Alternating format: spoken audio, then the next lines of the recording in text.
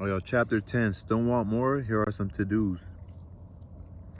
Many people may not be satisfied with my 10 steps. They see them more as philosophies than actions. I think understanding the philosophy is just as important as the action. There are many people who want to do instead of think. And there are people who think but do not do. I would say that I am both. I love new ideas and I love action. So for those who want to-dos on how to get started, I will share with you some of the things I do in abbreviated form. Stop doing what you're doing. In other words, take a break and assess what is working and what is not working. The definition of insanity is doing the same thing and expecting a different result. Stop doing what is not working and look for something new to do. Look for new ideas, for new investing ideas. I go to bookstores and look for books on different and unique subjects. I call them formulas. I buy how books on a formula I know nothing about. For example, it was in a bookstore that I found the book, The 16% Solution by Joel Moskowitz. I bought the one book and read it.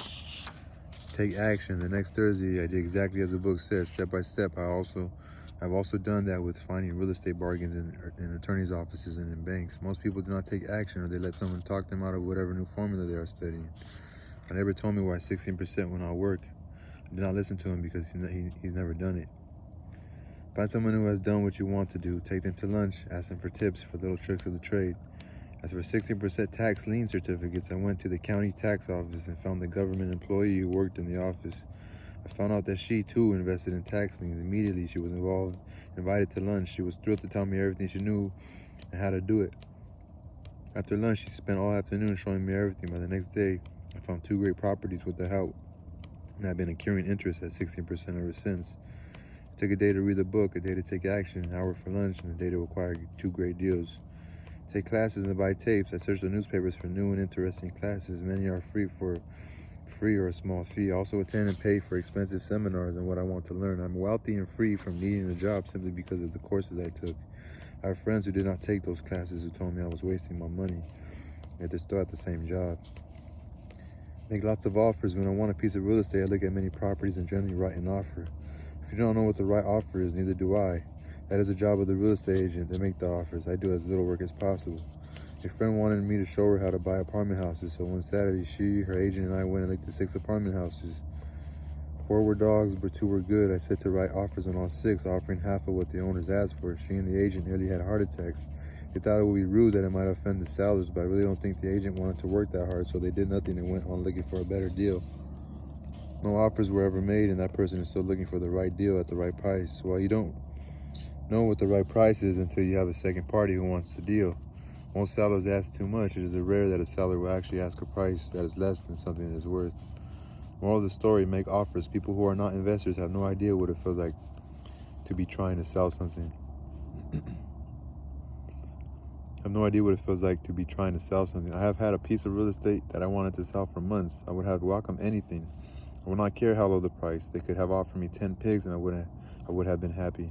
Not at the offer, but just because someone was interested. I would have countered, maybe for a pig farm in exchange, but that's how the game works. The game of buying and selling is fun. Keep that in mind. It's fun and only a game. Make offers.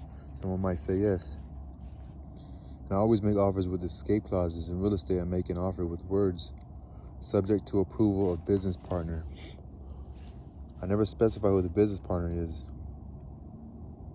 Most people do not know why my partner is my cat. Most people do not know my partner is my cat. If they accept the offer and I don't want the deal, I call my home and speak to my cat. I make this absurd statement to illustrate how absurdly easy and simple the game is.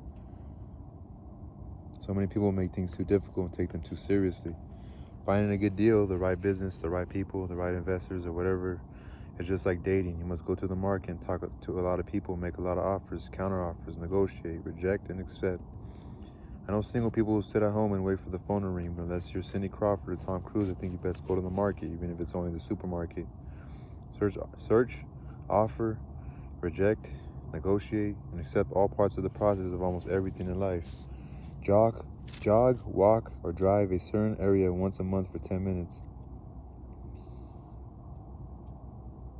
I have found some of my best real estate investments while jogging. I will jog a certain neighborhood for a year. What I look for is change.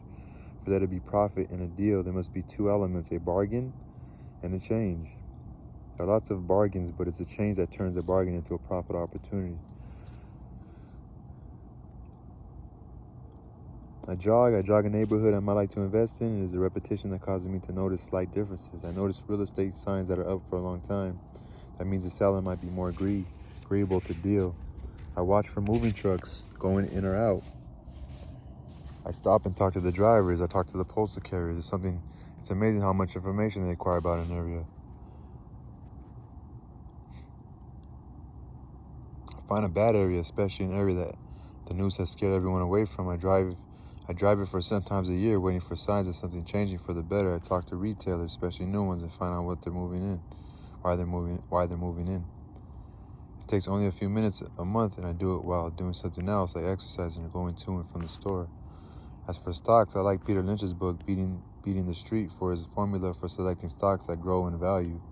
I have found that the principles of finding value are the same regardless if it's real estate, stocks, mutual funds, new companies, a new pet, a new home, a new spouse. Long term, the process is always the same. You need to know what you're looking for and then go look for it. Why consumers will always be poor? When the supermarket has a sale on, say, toilet paper, the consumer runs in and stocks up. When the stock market has a sale, most often called a crash or correction, the consumer runs away from it. When the supermarket raises its prices, the consumer shops elsewhere. When the stock market raises its prices, the consumer starts buying. When the supermarket has a sale, they go there. When the stock market has a sale, most often called a crash. Look into the right places. A neighbor bought a condominium for $100,000. I bought the identical condo next door to his for $50,000. He told me he's waiting for the price to go up. I told him that his profit is made when you buy, not when you sell. He shopped with a real estate broker who owns no property of her own.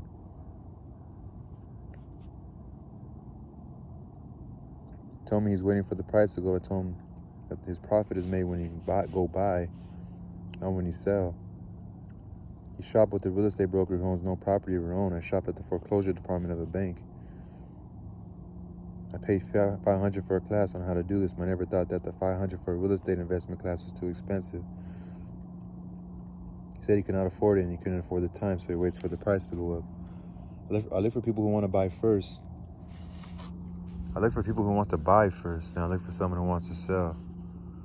A friend was looking for a certain piece of land. He had the money and did not have the time. I found a large piece of land larger than what my friend wanted to buy, tied it up with an option, called my friend and he wanted a piece of it, so I sold the piece to him and then bought the land.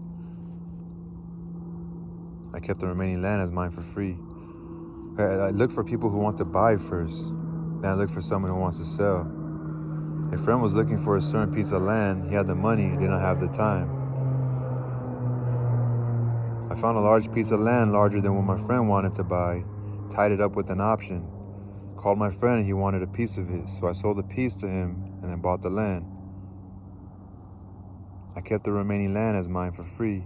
Moral of the story, buy the pie and cut it in pieces. Most people look for what they can't afford, so they look too small. They buy only a piece of pie, so they end up paying more for less. Small thinkers don't get the big breaks. If you want to get rich, think bigger first.